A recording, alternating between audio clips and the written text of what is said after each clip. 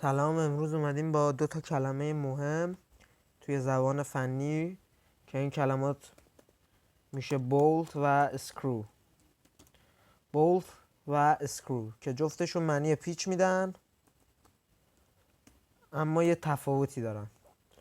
تفاوتشون رو میخوایم توی گوگل سرچ کنیم و یاد بگیریم که چجوری تفاوت دو تا چیز رو با همدیگه پیدا کنیم و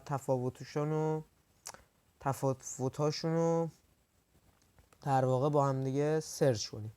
خب مثلا ما میخوایم دو تا خودرو رو با هم دیگه مقایسه کنیم. مثلا میگم BMW،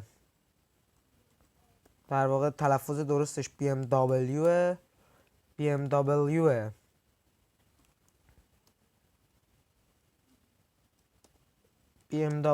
مثلا M4 مثلا اولین چیزی که اومد. VS مثلا اولین چیزی که اومد موستانگ، در اصل ماستانگ جی تی. اینجا اومده مقایسهشون رو برامون آورده و کامل مقایسه کرده که این دوتا خودرو چه نقاط قوتی نسبت به هم دیگه دارن و کلا تفاوت‌ها و شباهتاشون چیه. معمولا تو حالت مقایسه داره، معمولا تفاوتاشه، مثلا این چه نقطه قوتی نسبت به این یکی داره، این تو چی قوی تره، این تو چی قوی تره، یا کلا این کاربردش چیه، اون کاربردش چیه. حالا ما میخوایم تفاوت بولت و اسکرو رو بدونیم که میزنیم بولت vs اسکرو. vs حالا یعنی چی؟ vs میشه همون versus که میشه همون در مقابله. معنای فارسیش میشه در مقابله. خب پس چی شد؟ اگر میخوایم دو تا چیز رو با هم دیگه مقایسه کنیم میگیم فلان چیز در مقابل فلان چیز. مثلا human vs animal، انسان در مقابل حیوان. مثلا Benz versus مثلا BMW. یه سری چیزا رو میخوایم با هم مقایسه کنیم دیگه. مثلا میخوایم دو تا گوشی مقایسه کنیم، هر چیزی. پس میایم از چی استفاده میکنیم؟ از vs یا همون versus. خب اینجا اومدیم سایت اول رو کلیک کردیم و بولت vs اسکرو رو پیدا کردیم. اینجا اومده برای هر کدوم یه توضیح داده که از رو همین من ترجمه میکنم و بهتون توضیحات رو خواهم داد. خب bolt. A bolt is an externally threaded fastener designed for insertion through the holes in assembled parts.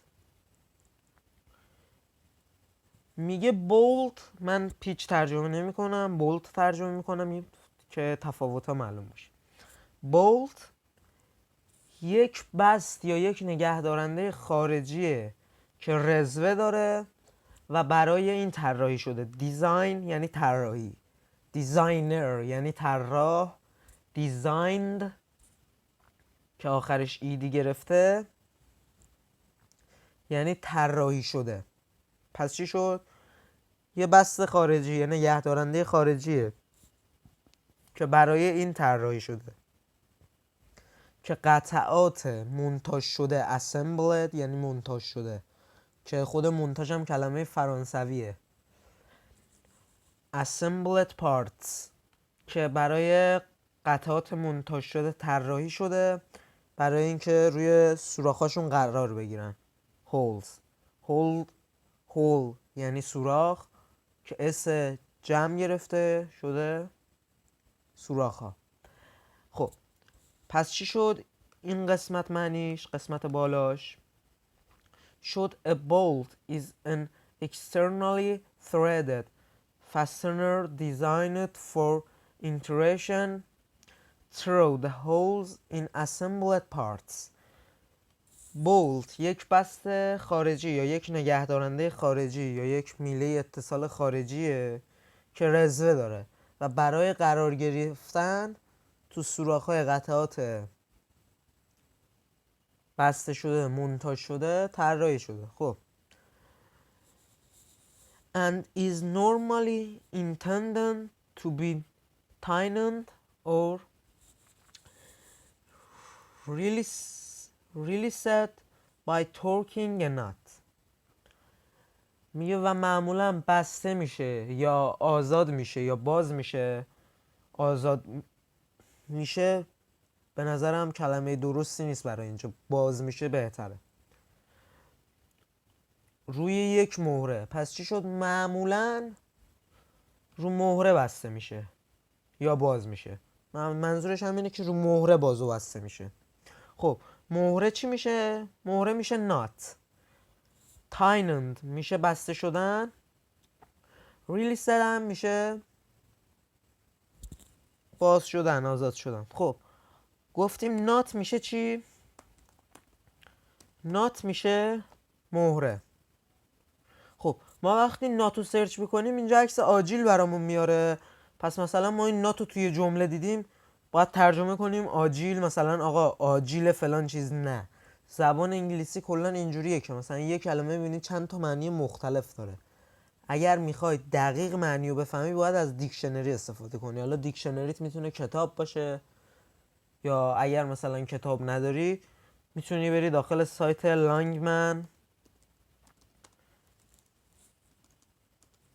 لانگمن دیکشنری و همون سایت اول رو انتخاب کنی، لانگمن دیکشنری،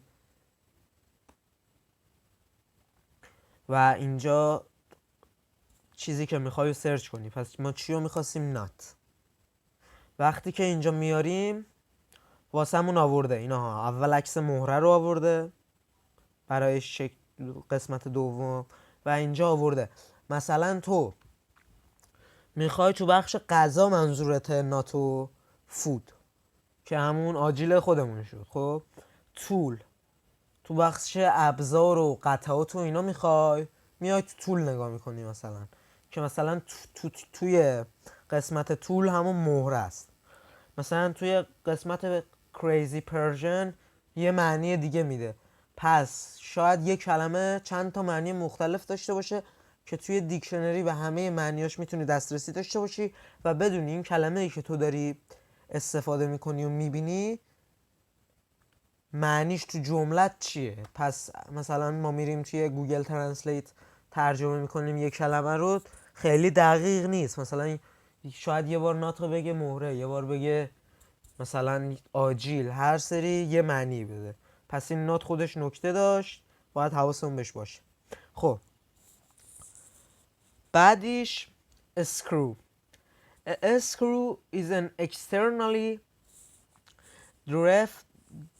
threaded fastener capable of being inserted into holes in assembled parts of mating with a preformed internal thread or forming its own thread, and of being tightened or released by torquing the head.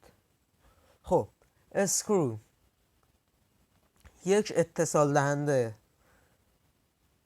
که یه رزوه خارجی داره مثل قبلیه تا اینجاش، که میتونه توی قطعات، که میتونه توی سوراخ، باز هول که اس جمع گرفته توی سوراخ قطعات قرار بگیره و لبه‌دارم هست، قابلیت لبه‌دار بودن داره. کپ یعنی لبه‌دار. مثلا دیدید کلاه کپ داریم، مثلا الان من اینجا سرچ کنم کپو که سرچ میکنیم اینا، منظورم این کلاه هاست. به این نوع کلاه ها چون لبه دارن میگیم کپ. حالا کپیبل یعنی میتونه لبه داشته باشه. of being intruded into holes in assembled parts. پس میتونه داخل سوراخ قطعات بسته شده یا مونتاژ شده قرار بگیره. حالا میتونه از قبل براش رزوه ساخته شده باشه و توی اون رزوه بره، خب یا اینش مهمه، یا میتونه خودشون رزوه رو بسازه. مثلا ما پیچ و داخل یه جای قرار میدیم و وقتی که میبندیم خودشون رزوه رو ایجاد میکنه و همونجا سفت میشه، تقریبا یه چیزی شبیه میخ. پس چی شد؟ بولت پیچی بود که معمولا رو مهره بسته میشد یا یه رزوه آماده داشت، اما اسکرو یه چیزیه که خودش رزوهشو میسازه، یا از قبل با همون خود اسکرو رزوهشو ساختیم و داریم میبندیم روش. پس تفاوتشون این شد و تفاوتشون مهمه که بدونیم که مثلا وقتی ما یه جا دیدیم بولت یعنی یه پیچیه که قابلیت داره که مهره داشته باشه، اما وقتی دیدیم اسکروه یعنی یه چیزی که خودش رزوه رو میسازه یا اگر از قبل رزوه داشته باشه رو اون بسته میشه. اگر از آموزش خوشتون اومد چنل رو ساب کنید و برای دوستاتون هم ارسال کنید. خدا نگهدار.